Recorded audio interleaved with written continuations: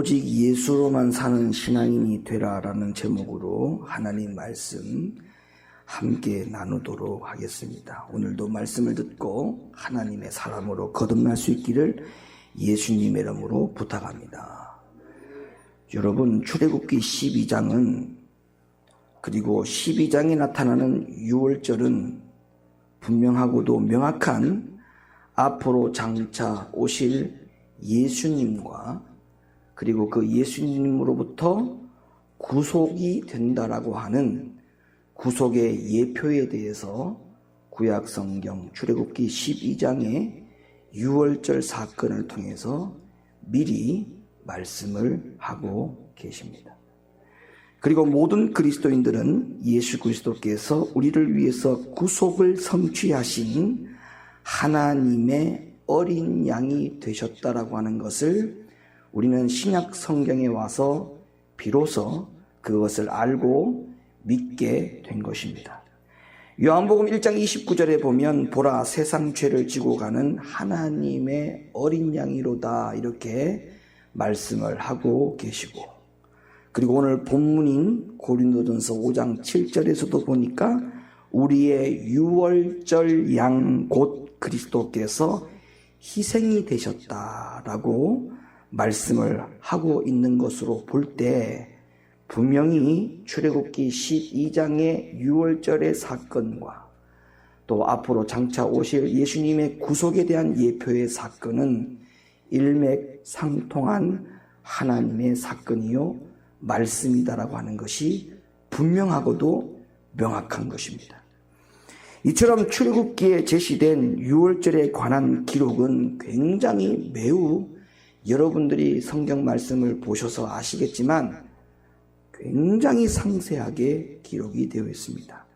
마치 앞으로 예수님께서 이 땅에 오시고 구속을 이루시기 위해서 구원의 길을 내주시기 위해서 어떻게 죽으시고 어떻게 부활하시는지, 그리고 그 죽으신 예수님을 우리가 어떻게 대해야 되는지에 대하여 출애굽기 12장의 유월절 사건에 대하여 너무나도 성경은 상세하게 기록이 되어 있다고 하는 것을 우리는 또한 알 수가 있지요. 그리고 성경 어디에서도 그리스도의 구속에 대한 이처럼 상세한 그림은 그 어디에도 없습니다. 근데 이처럼 모든 것이 상세하게 기록된 까닭은 하나님은 우리가 그리스도의 구속을 결코 잊어버릴 수 없도록 철저하게 알고 믿기를 원하고 계시기 때문에 그렇습니다. 우리는 이처럼 예수 그리스도의 보혈을 의지하여 구원을 받았습니다. 믿으시면 아멘 하십시다. 그러나 우리에게는 늘 한 가지 난제가 있는데, 그건 바로 우리 믿는 이들이 마치 갓 태어난 어린 아이와 같아서 구원은 받았지만 때로는 좋다가도 때로는 악할 때가 있고, 또 어떤 때는 일어섰다가도 때로는 넘어질 때가 많이 있습니다. 여러분은 이것이 무슨 이유 때문이라고 생각해 보셨나요? 우리는 섰다가도 넘어지거나 아니면 갓 태어난 어린아이와 같아서 때로는 좋다가도 때로는 금방 악할 때에 이런 모습들을 볼 때마다 내가 받은 구원이 불완전해서 그런 건 아닌가라고 생각을 하고 계실지는 모르겠지만, 그러나 그것은 정답이 아닙니다. 그러면 이유가 뭘까? 왜 이럴까? 그 이유와 해답을 말해주고 있는 곳이 바로 출애굽기 12장의 유월절 사건이 된다라고 하는 것입니다. 출애굽기 12장을 보면 우리가 앞의 절반은 피를 바르는 것에 대하여 말씀을 하고 있습니다. 그런데 출애굽기 12장에 보면 앞의 절반에 피를 바르는 것만 말씀하고 있지 않고 그 뒤에 후반부의 절반, 나머지 절반, 마땅히 해야 될 절반을 성경은 분명히 제시해주고 있는데, 우리는 마지막 절반, 후반부의 이 절반, 마땅히 해야 될 이 절반에 대하여 하지 않는 그 결과 때문에 우리는 늘 좋다가도 악해지는 모습, 일어섰다가도 넘어지는 모습들이 우리들 가운데 존재하고 있다라고 하는 사실을 여러분들은 알게 될 것입니다. 자, 그렇다면 피를 바른 후에도 반드시 그 뒤에 우리가 유월절 사건에서 말씀하고 있고 명시하고 있는 뒤에 계속해야 될 일이 뭐냐, 그 부분에 대해서 오늘 제가 간단하게 말씀을 드리겠습니다만은 여러분들이 오늘 이 말씀을 마음판에 반드시 깊이 새기고 돌아갈 수 있으면 좋겠어요. 두 번째, 그러니까 하반부, 뒤에 하반부, 전반부의 절반은 피를 바르는 것에 대해서 말씀을 하고 있지만 더 중요한 것은 뒤에 후반부의 절반이 더 중요하다고 했는데, 그 뒤에 후반부의 절반의 첫 단추가 뭐냐 하면, 따라합시다. 고기를 먹는다. 어린 양을 잡아서 피를 바르는 것이 전반부에 기록이 되어 있다면 후반부의 절반의 가장 중요한 첫 단추가 뭐냐, 첫 번째 소개가 뭐냐, 그 어린 양의 피를 바르고 난 다음에 즉시 해야 될 일이 바로 어린 양의 고기를 먹으라고 하나님은 명령하셨어요. 출애굽기 12장 8절에 보면 그 밤에 그 고기를 불에 구워 먹었다, 이렇게 분명히 성경은 말씀해 주고 있죠. 이 말은 여러분, 피를 바른 날이 그날 밤이었고, 잘 들으세요.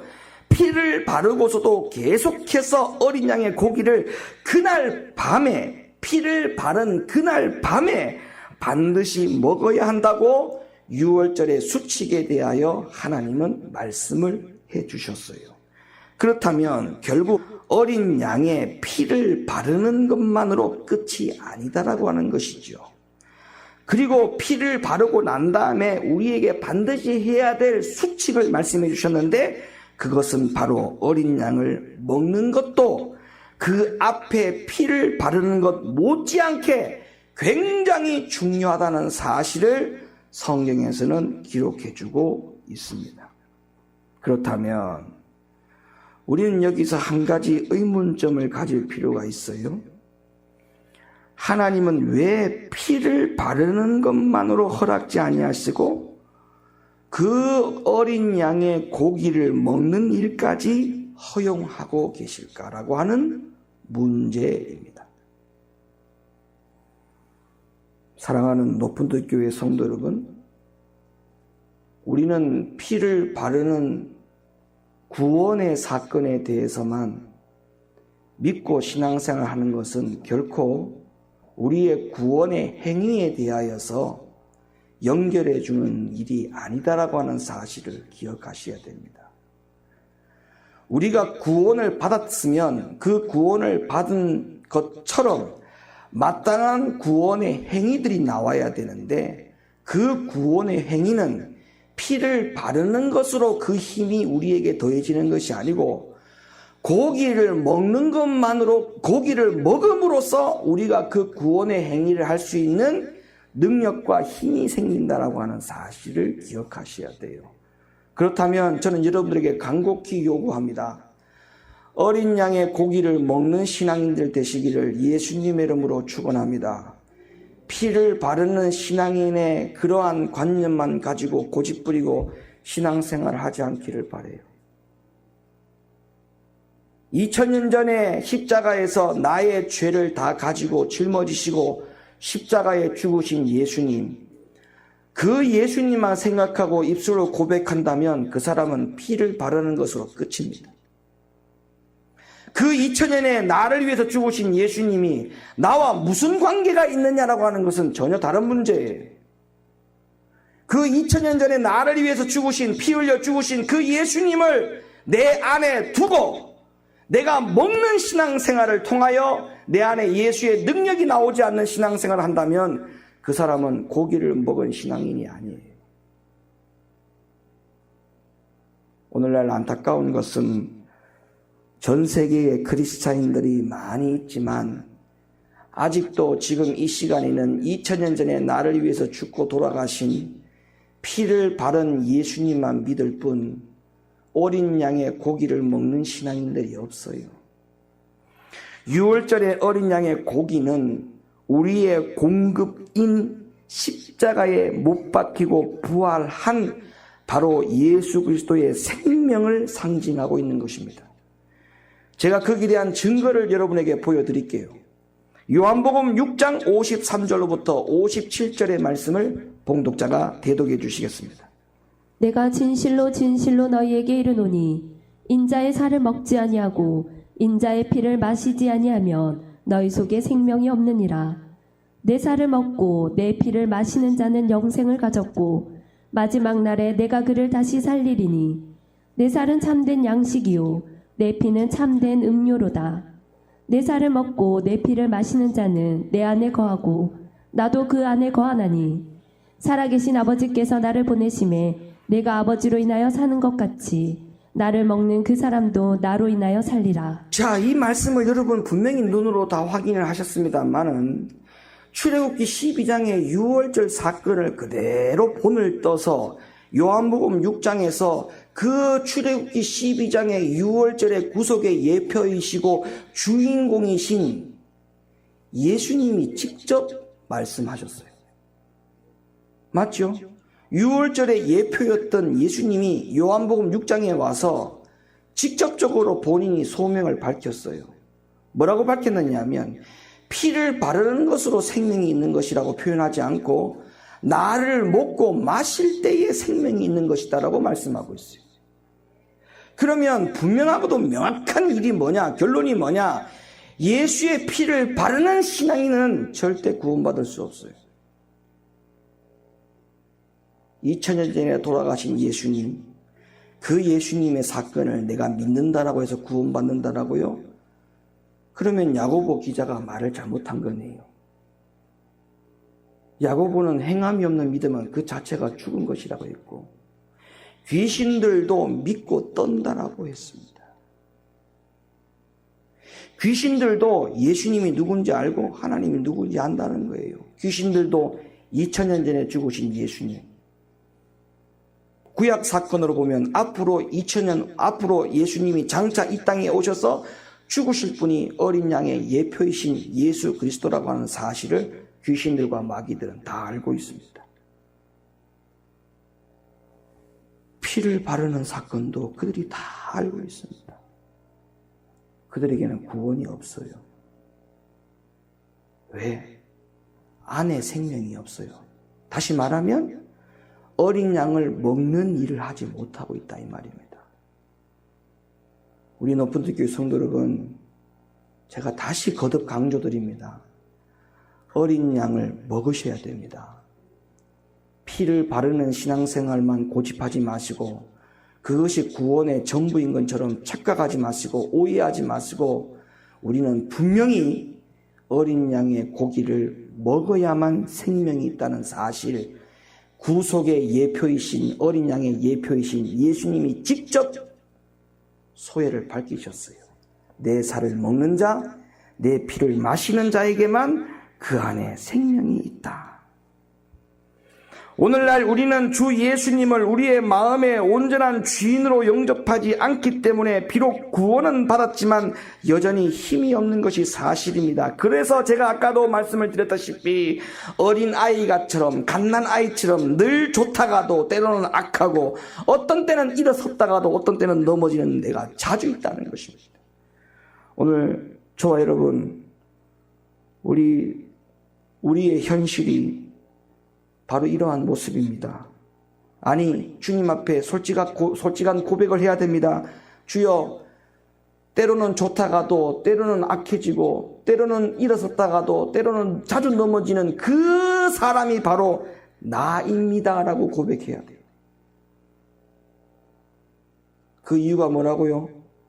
어린 양의 고기를 먹지 않아. 내 안에 생명이 없어서 그래요.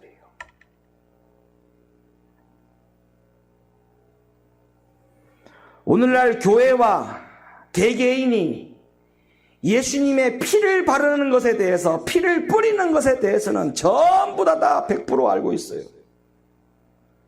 확신에 넘쳐납니다.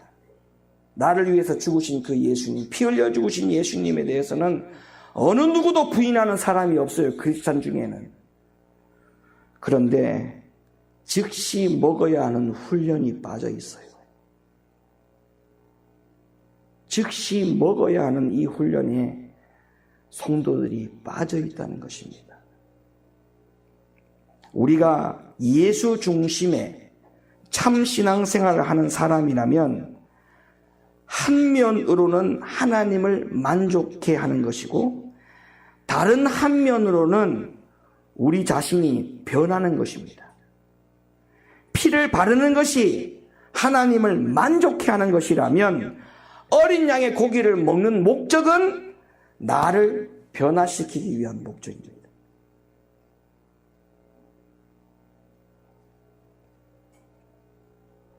오늘날 다들 신앙인들이 각자 나름대로 구원의 확신이 있다라고 말하지만 내 안에서 그 어떠한 변화도 일어나지 않고 있다면 우리는 피만 바를 뿐이지 어린 양의 고기를 먹지 못한 실패한 신앙생활을 계속적으로 하고 있다는 사실을 분명히 명심하십시오.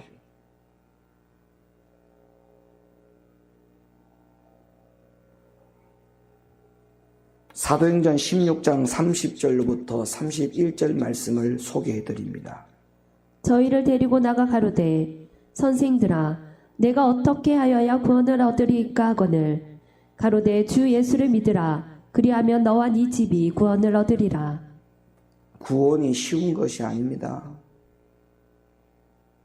사도행전 16장 30절로부터 31절의 말씀에 보면 주 예수를 믿으라 그리하면 너와 네 집이 구원을 얻으리라 라고 하는 이 말씀이 마치 구원을 굉장히 간단 명료하게 소개하고 있는 것 같지만 그렇지 않습니다. 이 사도행전 16장에서 사도 바울이 주 예수를 믿으라 그리하면 너와 내 집이 구원을 얻으리라고 하는 이 말씀을 듣게 된 대상자들이 누구냐? 바울이 누구를 대상자로 해서 이 말씀을 전하고 있느냐? 이제 믿지 못하는, 전혀 예수에 대해서 알지 못하는 이방인들과 초신자들을 향하여 이 말씀을 한 거예요. 하나님을 전혀 알지 못하고 예수에 대해서 전혀 알지 못하는 사람들을 대상으로 주 예수를 믿으라. 그리하면 너와 내 집이 구원을 얻으리라. 이렇게 간단한 복음을 전한 것이, 이것이 마치 교회 안에 이미 들어와서 믿기로 작심하고 장성한 분량에 이른 하나님의 백성들에게도 이 구원이 마치 같이 적용되는 것처럼 동급으로 생각하고 있는데 아닙니다. 교회 안에 이미 들어와서 장성한 분량에 이른 사람들에게 한 말씀은 야고보의 말씀에 귀를 기울여야죠. 야고보 2장 18절부터 20절 말씀이 바로 그러한 말씀입니다. 혹이 가로되 너는 믿음이 있고 나는 행함이 있으니 행함이 없는 네 믿음을 내게 보이라. 나는 행함으로 내 믿음을 네게 보이리라. 네가 하나님은 한 분이신 줄을 믿느냐? 잘하는도다. 귀신들도 믿고 떠느니라. 아 허탄한 사람아, 행함이 없는 믿음이 헛것인 줄 알고자 하느냐? 여러분, 머리로 지식으로 하나님을 알고 있는 신앙생활, 2000년 전에 나를 위해 죽고 돌아가신, 피 흘려 죽으신 예수님, 피를 뿌리는 신앙인 말하는 것입니다. 피를 뿌리고 피를 바르는 신앙의 안주에서 멈춰져 있는 신앙인들을 말하는 거예요. 그 신앙인들은 어떤 위험에 빠질 위험이 많느냐 하면 지식으로, 머리로 얼마든지 마귀는 하나님이 어떤 분인지를 너무나 잘 안다는 것입니다. 그런데 문제가 뭔지 아세요? 마귀는 언제든지 하나님을 대적하는 위치에 있다는 것입니다. 언제든지. 그래서 우리는 예수를 머리로 지식으로 받아들이거나 믿으라고 성경 어디에도 우리들에게 말씀해 주지 않았어요. 제가 분명히 말씀드렸지 않습니까? 요한복음 6장 53절 57절 가운데 다시 한번 읽어드릴게요. 내가 진실로 진실로 너희에게 이르노니 인자의 살을 먹지 아니하고 인자의 피를 마시지 아니하면 너희 속에 생명이 없느니라. 생명이 없느니라. 내 살을 먹고 내 피를 마시는 자는 내 안에 거하고 나도 그 안에 거하나니 살아계신 아버지께서 나를 보내심에 내가 아버지로 인하여 사는 것 같이 나를 먹는 그 사람도 나로 인하여 살리라. 유월절 당시 이스라엘 백성들은 어린 양의 고기를 먹고서 저녁에 먹었죠. 밤새도록 먹었죠. 해가 동틀고 아침이 되겠죠. 그 아침이 되면 집을 나서야 했습니다. 어디로 가야 됩니까? 광야로 가기 위한 거였습니다.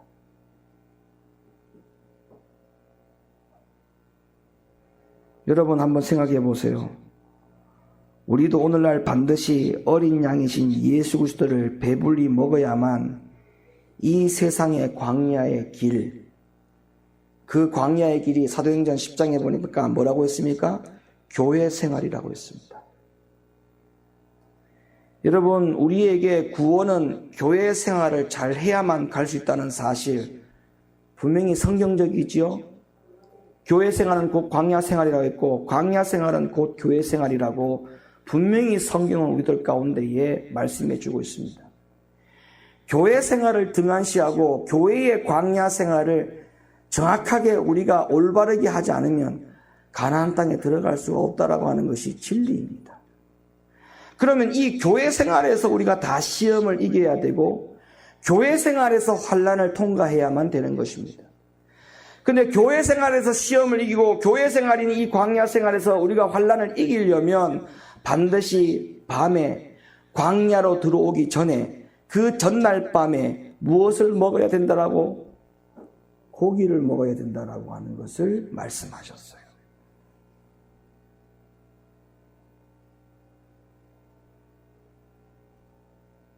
실제 그래요. 사실이 그래요. 여러분, 우리가 세상에서 넘어지지 않습니다. 맞죠? 우리가 믿는 사람이 세상에서 넘어집니까? 아닙니다. 잘 한번 보세요. 다 교회에서 넘어집니다.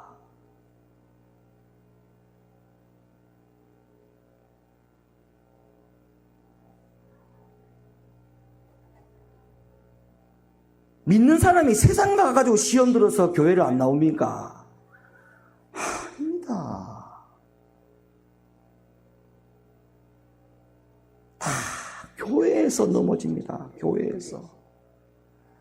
그러니까 성경이 광야 생활이 교회 생활이라고 하는 이 말씀이 정확한 거예요. 여기서 실패하면 안 되는 거예요. 여기서 실패하면. 그래서 여기서 실패하기 때문에 전부 다 100% 여기서 실패하기 때문에 교회 생활 광야에서 실패하지 않도록 하기 위해서 뭘 먹으라는 거예요? 고기 먹으라는 거예요. 고기를 먹으라는 거예요. 배불리 먹으라는 거예요. 피를 바르는 것은 하나님을 만족케 하는 일입니다. 그보다 더 중요한 일은 예수 그리스도를 내가 먹고 내 안에 예수를 영접하고 내가 그 예수를 영접하고 난 다음에 나의 삶이 바뀌어지는 것이 되어야 됩니다. 내 주인이 바뀌어야 돼요. 내 인생의 주인, 시간의 주인, 물질의 주인, 건강의 주인, 모든 주인이 예수 그리스도가 되어야 됩니다. 그 사람이 바로 고기를 먹고 신앙생활을 하고 있는 사람입니다.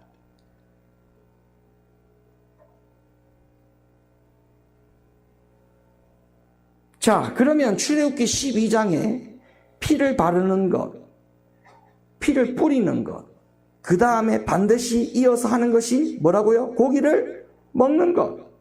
그리고 그 고기를 먹고 난 다음에 우리의 태도가 무엇인지에 대해서 말씀을 드릴게요. 여기까지 우리가 연결이 돼야 돼요. 출애굽기 12장 11절 말씀. 너희는 그것을 이렇게 먹을지니 허리에 띠를 띠고 발에 신을 신고 손에 지팡이를 잡고 급히 먹으라. 이것이 여호와의 유월절이니라. 다시 읽어보세요. 이것은 우리에게 말씀해 주신 구원의 어찌 보면 법령입니다. 법령. 이것대로 하지 않으면 안 된다라고 하는 법령이요 의무사항이기 때문에 잘 다시 들으셔야 돼요. 피를 바리는 것, 그 다음에 먹는 것, 그 다음에 먹고 난 다음에 우리의 태도, 이거를 잘 보셔야 돼요. 이게 법령이에요. 출애굽기 12장 11절 다시 읽어주세요. 너희는 그것을 이렇게 먹을지니 허리에 띠를 띠고 발에 신을 신고 손에 지팡이를 잡고 급히 먹으라. 이것이 여호와의 유월절이니라. 자, 여기에서 제일 중요한 대목, 허리에 뭐를 띠라고 했어요? 띠를 띠라 했어요. 자, 제가 이 말씀에 대해서 제가 여러분에게 해석을 해드릴 테니까 잘 들으세요. 유월절 당시에 하나님이 유대인들에게 허리에 띠를 띠면서 어린 양의 고기를 먹으라 이렇게 말씀을 하시고 있는 이유가 있어요. 유대인들의 의복은 쉴 때는 띠를 풀고 있습니다. 쉴 때는, 일을 하지 않을 때는 띠를 풀어요. 그런데 일을 할 때는 반드시 띠를 다시 조이게 되어 있어요. 자, 그러면 띠를 띠는 의미를 말해주고 있는 성경 여러 곳이 있는데 제가 한번 읽어드릴게요. 누가복음 12장 35절 봉독자 읽어주세요. 허리에 띠를 띠고 등불을 켜고 서 있으라. 자, 이게 지금 일을 하고 있는 거죠. 띠를 띄었어요. 띠를 띠면 뭐 하는 거예요? 일을 하는 거예요. 일을 쉬는 게 아니고 띠를 띄었으면 전부 다 일을 하는 것과 연결이 해놨다는 이 말이에요. 누가복음 17장 8절. 도리어 저더러 내 먹을 것을 예비하고 띠를 띠고 나의 먹고 마시는 동안에 수종 들고 너는 그 후에 먹고 마시라 하지 않겠느냐. 자, 띠를 띠고 일을 했죠. 수종 들었다 이 말이에요. 수종 들었다. 하고 있는 상황을 말이죠. 진행 상황을 얘기했죠. 사도행전 12장 8절. 천사가 가로되 띠를 띠고 신을 들매라 하거늘 베드로가 그대로 하니 천사가 또 가로되 겉옷을 입고 따라오라 한대. 자, 그러면 띠를 띠면서 먹으란 말이에요. 어린 양의 고기를 먹을 때 띠를 띠고 먹으라 해서 띠를 풀지 말고 띠를 띠고 띠를 메고 먹으라 이 말입니다. 자, 그러면 우리가 교회 안에 성도들을 볼 때 허리에 띠를 졸라매고 언제든지 준비태세를 갖춘지 못한 채 허리에 띠들이 느슨한 채 그냥 방치된 신앙생활을 하고 있다면 그 사람은 어떻게 되는가? 한번 생각해 보세요. 예? 띠를 내가 지금 메어서 졸라매고 있는 상황인지 느슨하게 풀고 있는 상황인지를 본인이 체크를 해보세요. 그러면 내가 지금 어린 양의 고기를 먹고 있는지, 내가 지금 구원받을 만한 준비를 하고 있는지, 그런 부분들이 전부 다 나옵니다. 결과가. 여러분, 어린 양을 먹고 난 이후에 이스라엘 백성들은 바로 광야로 나가야만 했어요. 근데 아무런 대책이 없이 그냥 나가면 안 됐습니다. 왜냐하면 광야는 어려운 시험을 치러야 하는 곳이기 때문에, 그래서 하나님은 그들에게 영적 준비 태세를 갖추도록 하기 위해서 띠를 다 띠라. 띠를 띠라. 띠를 띠라. 오늘날 예배 생활의 느슨함, 띠를 다 풀고 있는 거예요. 기도 생활의 느슨함, 교회 안에 솔선수범하여 봉사하지 못하는 느슨함, 말씀 앞에 순종하지 않으려고 하는 느슨함. 하나님의 말씀은 이러한데 지금 세상이 그러하다라면서 하나님의 말씀과 세상을 어느 정도 조화를 맞추어서 타협하려고 하는 그런 느슨함, 기분과 감정의 움직임대로 살려고 하는 느슨함, 자기의 고집불통인 생각을 내려놓지 못하는 느슨함, 이런 것들이 다 띠를 띠고 있으나 띠를 다 풀어 제끼고 있는 상황입니다. 이런 상황에서 광야 생활을 하고 있다고 한번 생각해 보십시오. 띠를 풀고 광야 생활을 하고 있다고 한번 생각해 보십시오. 그 사람은 언젠가는 광야 생활에서 실패합니다. 넘어집니다.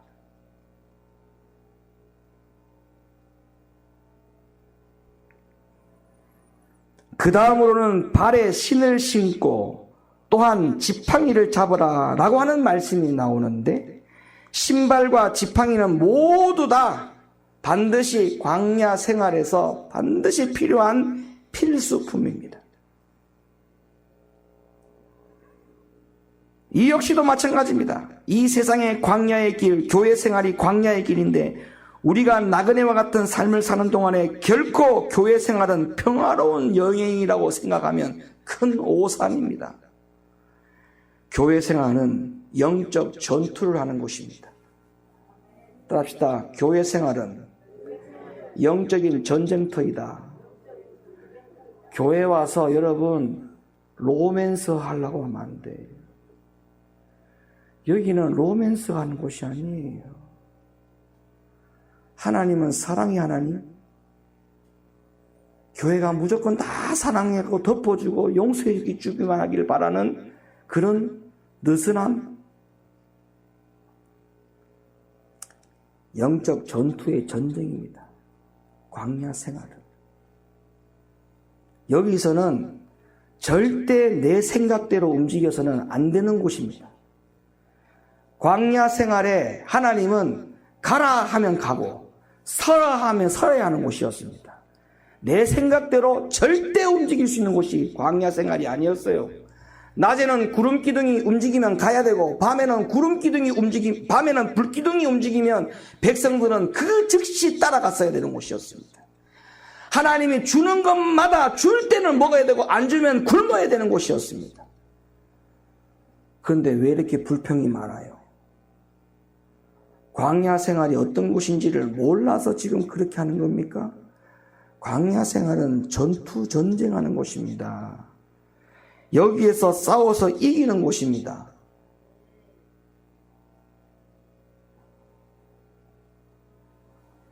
그런데 피를 바르는 것으로, 피를 뿌리는 것으로 끝이 났다고요? 아니에요. 그 고기를 먹으라고 명령하셨고 그 고기를 먹을 때 띠를 띠고 졸라 매고 발에 신을 신고 지팡이를 짚고 먹으라. 다 먹었어요? 광야로 들어가야 돼요. 광야 교회 생활에 들어왔어요? 그러면 그 상태가 계속 유지돼야 돼요. 띠를 풀어서도 안 되고 신을 벗어서도 안 되고 지팡이를 던져서도 안 돼요.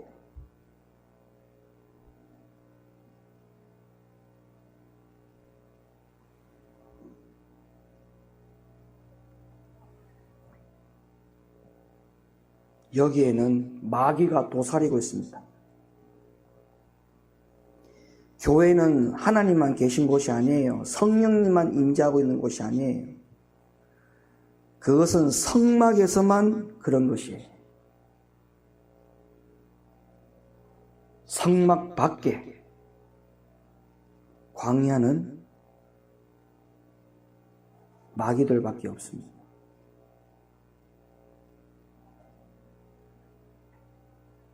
제가 지난 금요일 날 말씀을 전했지요.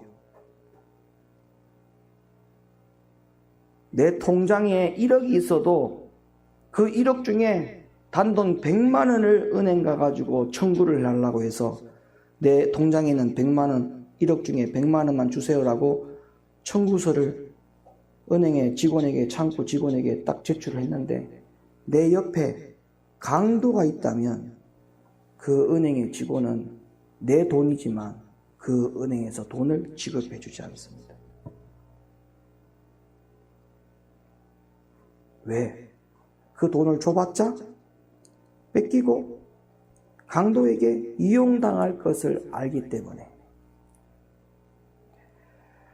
여러분들은 기도로 많이 심었지요. 열심히 지금까지 하나님의 일을 한다면서 봉사하고 충성해서 천국의 보화가 가득 차 있지요.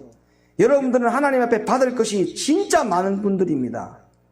근데 왜 받지 못합니까? 옆에 강도가 있어요. 하나님이 주려고 해도 강도에게 빼앗길까 봐 주지 못하고 있는 상황이라고 하는 사실.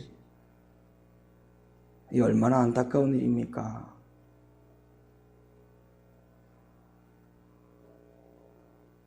머리로 예수 믿으면 안 돼요. 말씀을 머리로만 알고만 있으면 안 돼요. 그 말씀들이 다 여기 와 있어야 돼요. 여기. 예수가 여기 있는 사람들이 너무 많아요. 예수가 여기에. 예수님이 여기 있어야 돼요. 여기.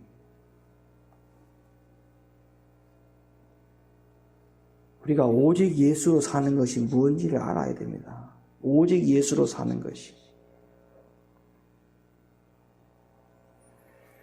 이스라엘 백성들이 광야에서 광야길을 전진하면서 왜 그들 머릿속에는 여전히 애굽을 그리워했느냐?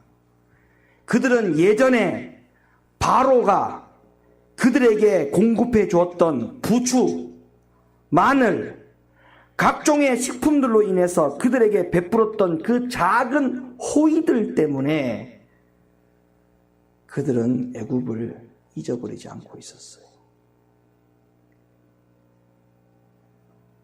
여러분, 제 말씀 잘 들으세요. 광야 생활하면서 여러분들이 때로는 받는 복들이 작은 호의일 수도 있다는 사실을 기억하셔야 됩니다.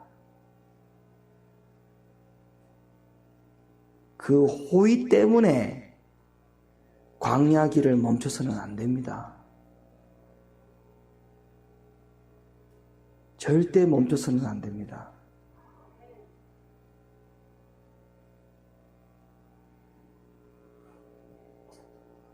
더 이상 피 뿌리고 피를 뿌리는 그런 신앙생활에 안주하지 말고 출애굽기 12장의 하반부의 절반을 우리들 가운데 명령하신 고기를 먹는 것과 띠를 띠는 것과 신을 신는 것과 지팡이를 짚는 것을 절대 잊어버리지 마십시오. 이 신앙생활을 끝까지 완주하는 그런 우리 성도님들 다 되실 수 있기를 예수님의 이름으로 간절히 축원을 드립니다.